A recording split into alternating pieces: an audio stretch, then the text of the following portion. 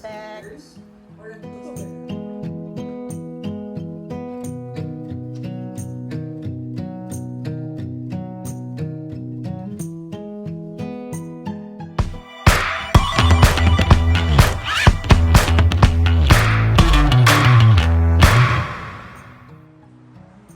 Hi!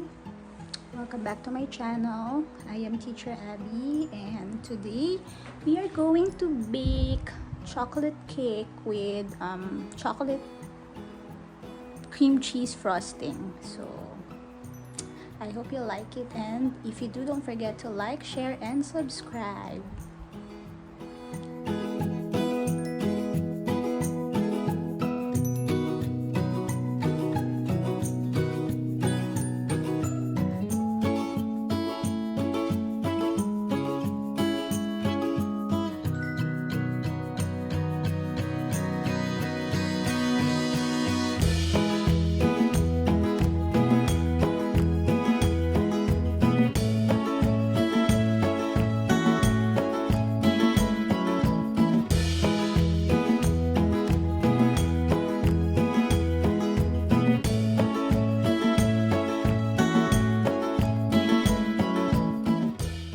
Sift all the dry ingredients, starting with the flour.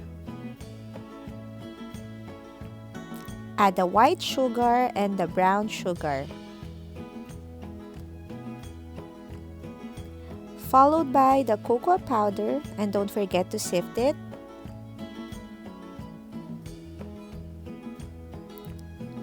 Then add the baking soda and the salt.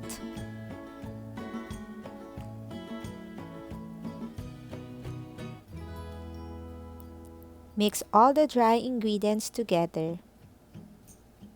Now, let's do the wet ingredients.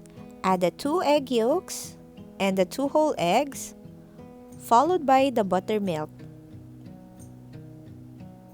Next is the melted butter. And don't forget the vanilla.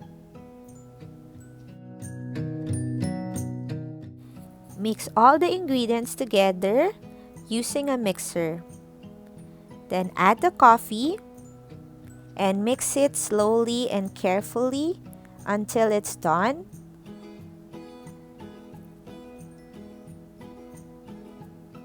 Then put them in the container that you're going to use. And it's ready for baking. Now let's do the frosting. Let's use some Nestle cream if you don't have heavy cream for the chocolate ganache, together with the butter and some chocolates that you can find in your ref or anything. Maybe dark chocolate if you want to, chocolate chips. And don't stop mixing until it's ready. This is the texture that we are looking for if you want to make a ganache. Now, the next frosting that I'm going to do is the cream cheese frost. We will just use cream cheese, some butter, and powdered sugar.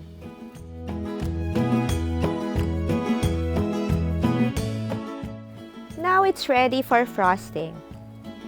Put the chocolate ganache first and then put the cream cheese on top. You can put it in the ref if you want, and it's ready for eating. Enjoy!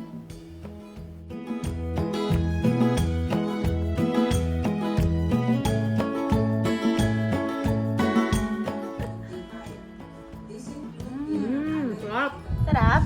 Perfect.